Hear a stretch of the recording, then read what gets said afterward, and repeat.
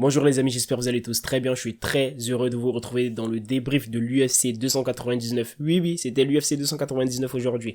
Mais les gars, la Tanzanie, mais qu'est-ce qu'ils nous ont proposé là? Franchement, ils étaient là pour abattre l'ennemi. Ils étaient là juste pour charcler l'adversaire. Ils voulaient rien savoir. Et si ce match était fini sans carton rouge, ça m'aurait clairement étonné. Et heureusement pour le Maroc déjà, il n'y a pas eu de blessés. On était quand même en face de l'équipe la moins bien classée au classement FIFA dans cette compétition, dans cette Coupe d'Afrique des Nations. Maintenant, pour parler du match. Déjà, le 11 du Maroc, il était cohérent. La composition était cohérente. Franchement, j'ai trouvé que il n'y avait pas grand-chose à dire au niveau de la composition.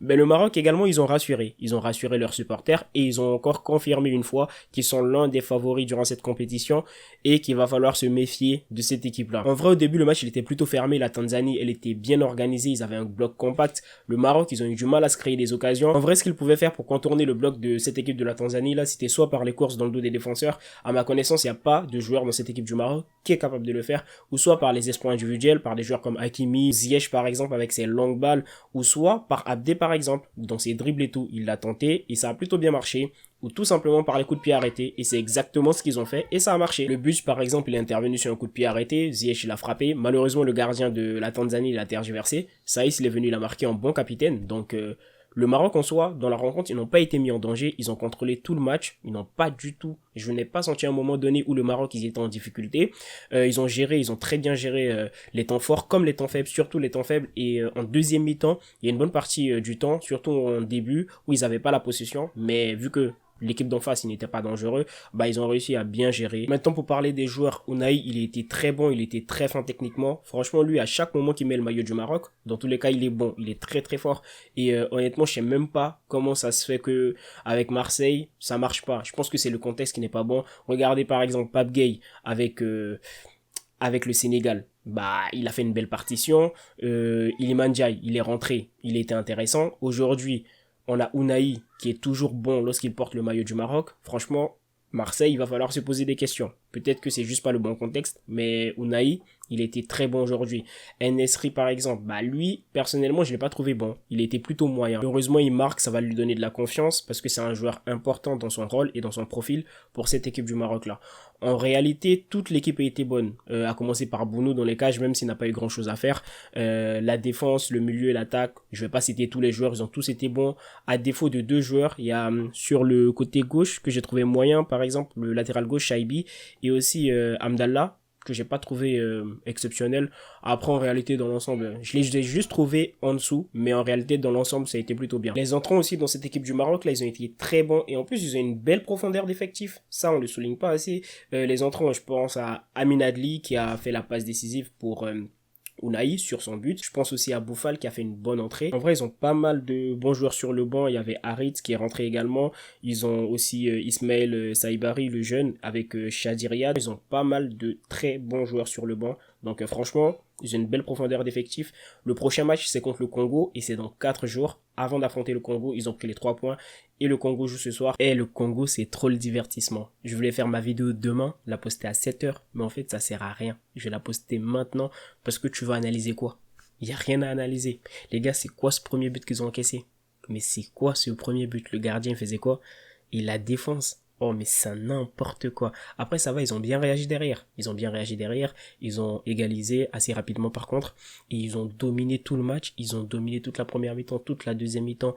Ils ont une possession et la possession n'était même pas stérile. Franchement, ils ont tout donné. Il y avait de l'intensité, il y avait du jeu, il y avait la possession, il y avait des occasions. Les frères, ils ont tiré combien de fois? Ils ont tiré 25 tirs, 6 tirs cadrés pour un but. 25 tirs, 6 tirs cadrés pour un but. Dans aucun monde, le Congo sort de ce match et ils sortent avec un résultat nul. Dans aucun monde, le Congo sort de ce match et ils n'ont pas mis 3 ou 4 buts dans le match. Mais c'est n'importe quoi. C'est quoi ces attaquants? Mais c'est pas la peine. Comment tu peux jouer un match comme ça? Tu as autant d'occasions, tu marques seulement un but. Après, on peut dire tout ce qu'on veut, hein. Il y avait de l'intensité, il y avait de la volonté de la part des joueurs. Ils ont tout donné. Mais les gars, c'est pas possible de sortir de ce match-là. Match nul. En plus, contre la Zambie qui n'était pas du tout intéressante. Il n'y avait pas une équipe en face. La seule équipe sur le terrain aujourd'hui, c'était le Congo. Et le Congo, ce sont eux-mêmes qui sont à l'origine du match nul. Parce que c'est eux qui donnent le but à la Zambie. Et c'est eux également qui n'ont pas la possibilité et qui n'ont pas, la volonté de marquer. Parce que ils ont eu toutes les occasions possibles. Et d'ailleurs, j'ai vu un tweet et il m'a trop fait rire. Regardez ce tweet. Oh, mais c'est... J'ai vu ce tweet, j'étais mort de rire. Et bref, pour parler de joueurs, franchement, Gaël Kakuta, là, celui qui est sorti vers la 60-70e minute, honnêtement, il m'a surpris, hein, il était très très très bon. Et apparemment, c'est un ancien joueur qui était passé par Chelsea, par Lens aussi, que je connaissais pas. Franchement, je n'ai pas suivi le joueur. Et honnêtement, il m'a surpris, il est très bon. Plus il a 32 ans, il était très bon. En dehors de ça, je me suis noté quelques petits trucs là. Laissez-moi lire ça. Laissez-moi vous lire ça. C'était quoi? Et la poussée de balle, pardon. Ouais, la poussée de balle du numéro 13. Oh, mais j'étais mort de rire. C'est quoi cette poussée de balle? Ça m'a fait penser à ça. En plus, Wissa, il était bon, hein. Franchement, il était très bon, mais il est trop gentil. Ok, il a marqué son premier but, mais à un moment donné, on lui fait une passe en profondeur. T'es dans la surface. Mais frappe, mon frère, frappe. Il y a juste à toucher le ballon, hein. Frappe, même si tu rates.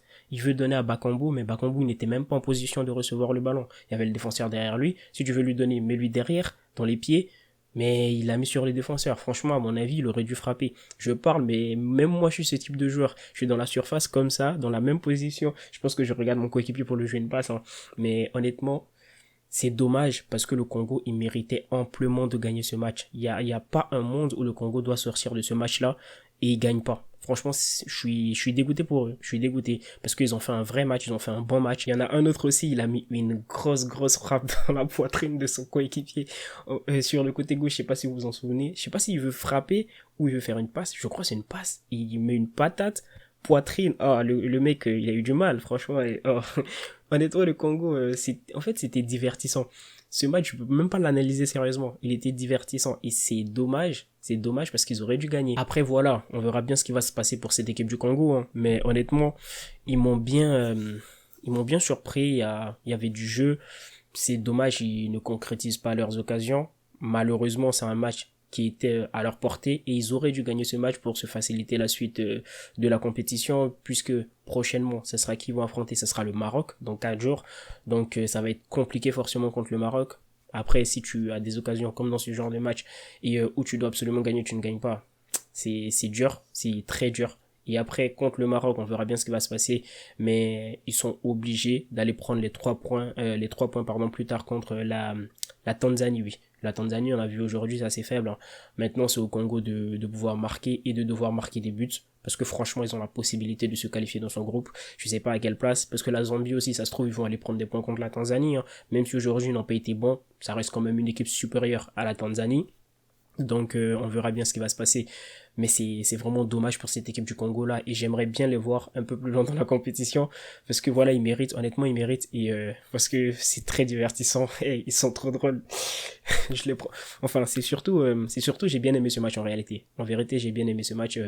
Ils se sont très bien débrouillés et ils auraient dû mériter la victoire. J'espère que vous avez apprécié la vidéo. Donc voilà, je vais la poster maintenant et passez du coup une bonne soirée, une bonne nuit. Et si vous la voyez demain matin, passez une bonne journée. Prenez soin de vous. Salut.